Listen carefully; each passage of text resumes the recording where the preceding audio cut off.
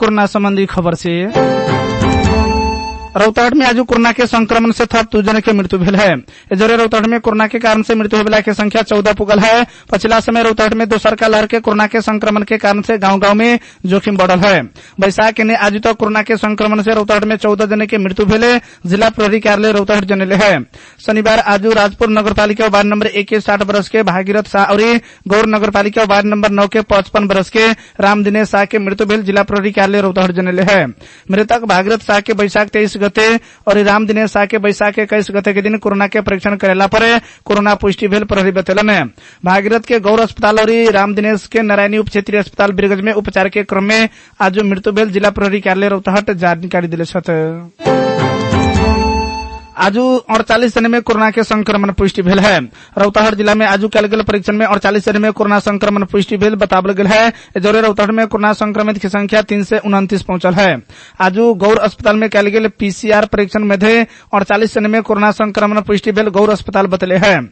शनिवार अर्थात आज पीसीआर परीक्षण से 26 पुरुष और 13 महिला के 39 जने और एंटीजन परीक्षण में 9 जने कोरोना पॉजिटिव पुष्टि भेल है। बैसाख 1 गते से शनिवार के दिन अर्थात आज 25 गते तक रौतहट में कल गेल परीक्षण में कोरोना संक्रमण की संख्या 3 से 29 पुगल है तो 14 जने के मृत्यु हो चुकल है। रौतहट के गौर स्थित अस्पताल में पीसीआर परीक्षण कल गेल मध्य परीक्षण में 3 से 29 जने में कोरोना संक्रमण पुष्टि भेल है। आज कल गेल परीक्षण की रिपोर्ट अनुसार गौर में 8 जने, चंद्रपुर में 3 जने, गौडरा के 4 जने, राजपुर के 4 जने, ईसनाथ के 1 जने, पोरोहा के 5 जने, मौलापुर के 1 जने, कटहरिया के 2 जने, फतुआ बीजापुर के 1 जने, देवाही गुनाही के 1 जने, वृंदावन के 1 जने, गौड़ीमाई के 4 जने, दुर्गा भगवती के 1 जने, अन्य जिला के 2 जने कके 48 जने संक्रमित भेल। प्रमुख जिलाधिकारी इंद्रदेव यादव जानकारी दिले है।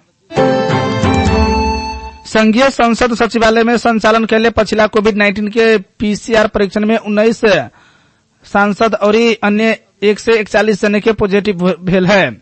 प्रतिनिधि सभा के यह बैसाख 27 गते होबला अधिवेशन के संदर्भ में सचिवालय बैसाख 22, 23 और 24 गते नया बनेश्वर स्थित संसद भवन में कोरोना परीक्षण करे की व्यवस्था मिले रहे। पीसीआर परीक्षण में 2 से 5 जने सांसद सहभागी भेला पर राष्ट्रीय सभा के 1 सहित 19 जने सांसद के कोरोना वायरस के संक्रमण पुष्टि भेल। सचिवालय के प्रवक्ता डॉक्टर रोजनाथ पांडे जानकारी दिलन।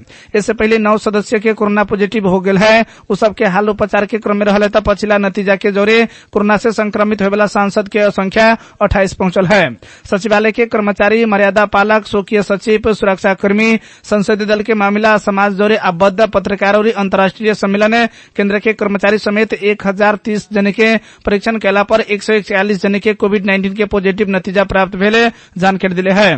राष्ट्रपति विद्यादेवी भंडारी प्रधानमंत्री अपना के प्रतिनिधि सभा के विश्वास कह के स्पष्ट करेला आवश्यक ठानला के बाद संसद भवन नया बनेश्वर में प्रतिनिधि सभा के अधिवेशन के आह्वान कैले छथे। सचिवालय संक्रमण के हेक्का करैत गेल प्रतिनिधि सभा में अधिवेशन में सांसद के लेल सीट व्यवस्थापन कैले है। सभामुख और सांसद में प्रतिनिधित्व करे वाला राजनीतिक दल के प्रमुख सचेतक तथा सचेतक के सम्मिलित कार्य व्यवस्था परामर्श समिति के छलफल के बाद तय करे वाला कार्यसूची के आधार में अधिवेशन कैसे आगाड़ी बढ़ी कह के विषय में समेत कल गेल है। कोरोना के पॉजिटिव भेल सांसद सबके विश्वास के मत के संबंध में बैठक में कैसे सहभागी करावे के विषय में अभी तक चुनौती के रूप में रहल है। पीपीई लगायत के स्वास्थ्य कर्मी के सहयोग में कोरोना देखल गेल सांसद सबके अलगे ही कक्ष में रह के मतदाता में सहभागी करा सके के तरफ संकेत के लिए है। इन्हें कोरोना संक्रमण दैनिक नया अभिलेख अर्थात नया रिकॉर्ड कायम कर है।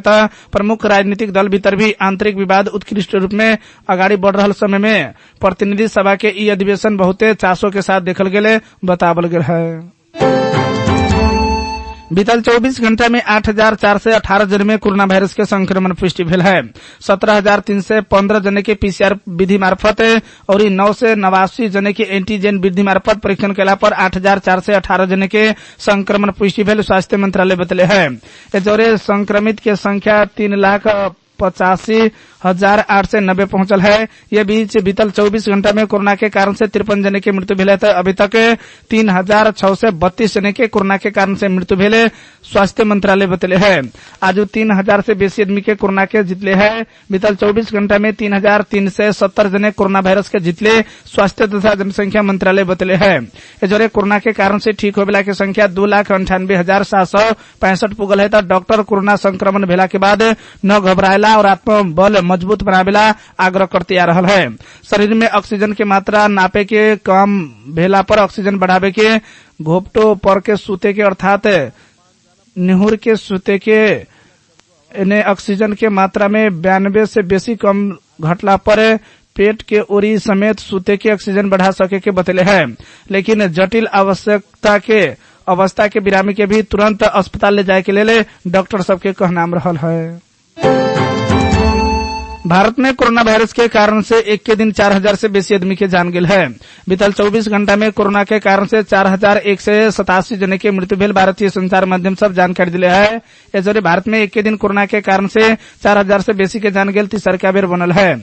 इससे पहले ब्राजील और अमेरिका में एक के दिन 4000 से बेसी के जान गेल रहे। एलेका बीतल 24 घंटा में भारत में 4 लाख से बेसी आदमी संक्रमित भेल है।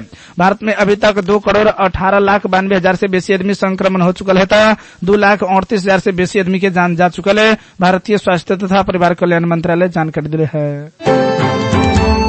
बजिका खबर डायरी में अब स्थानीय खबर है। रौतहट में निषेधाज्ञा के पहले दिन आज सवेरे से बाजार क्षेत्र सुनसान दिखाई दिले है। जिला प्रशासन कार्यालय रात 12 बजे से रौतहट में निषेधाज्ञा जारी केले के जरूरी रौतहट के मुख्य क्षेत्र चंद्रनिगाहपुर, गौडरा, गौड़, बालचंदपुर, बागमती, शिवनगर लगायत के व्यापारी क्षेत्र में पूर्ण रूप में बंद भेला के बाद सुनसान देखल गेल है। रौतहट के ग्रामीण भेग सबके नागरिक सबके दैनिक घरायसी के काम में व्यस्त देखल गेल है। ग्रामीण क्षेत्र में रहल किसान सब और दुकानदार सब दुकान, होटल, टेलर लगायत के दुकान सब खुलल है।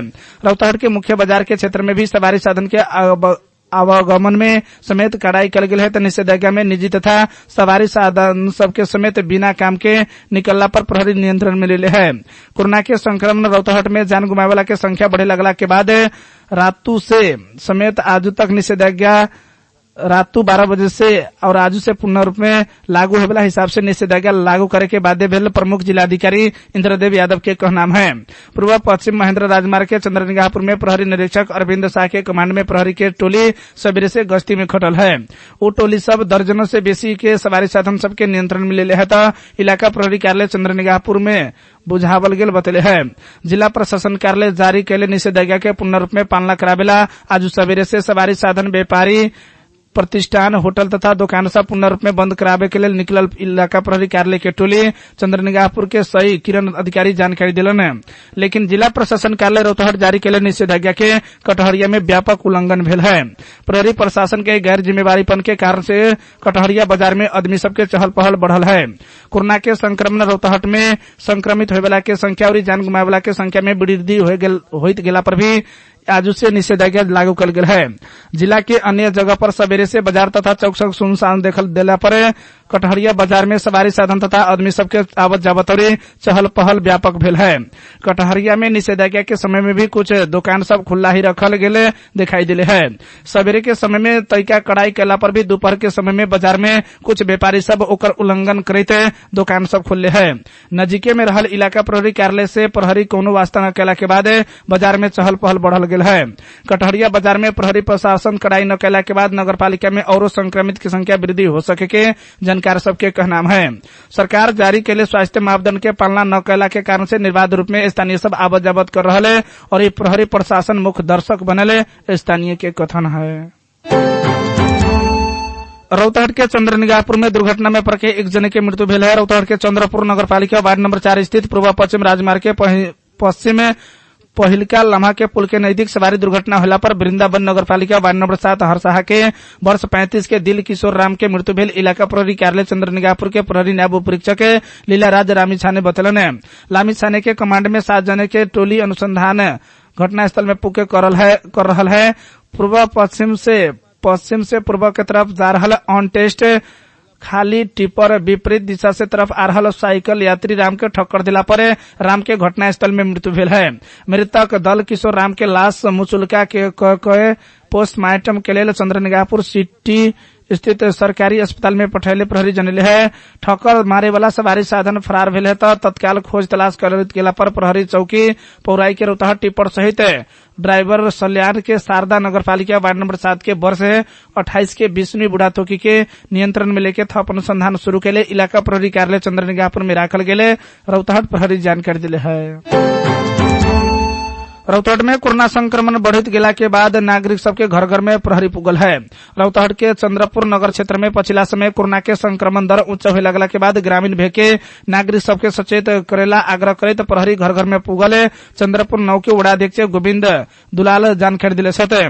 दोसरका लहर के कोरोना संक्रमण चंद्रपुर नगरपालिका में गांव-गांव में संक्रमण में बढ़े लगला के बाद जोखिम बने लागल कहित गांव-गांव में प्रहरी सचेतना करबैत समेत रैली निकल रहे। इलाका प्रहरी कार्यालय चंद्रनिगाहपुर दिले जानकारी के अनुसार गांव घर में रहल आदमी सबके कोरोना से बचे के लेल अपनावे वाला उपाय सबके बारे में ज्ञान न होला के कारण से गांव-गांव में सूचना बजबैत सचेत करावे के लेल माथत के प्रहरी टोली खटाल गेले। इलाका प्रहरी कार्यालय चंद्रनिगाहपुर जानकारी दिले है। देश भर कोरोना वायरस के दोसरका लहर के महामारी चल रहल समय में जनप्रतिनिधि सबके भूमिका में जनता प्रश्न कर रहल है।